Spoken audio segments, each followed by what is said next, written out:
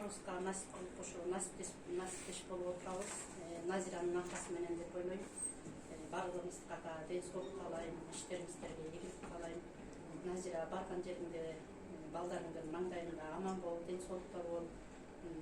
Тасмалың дайыма ушундай жакшылыктарга жайылып, ийгилик жердин ээси болуп жүрө бер.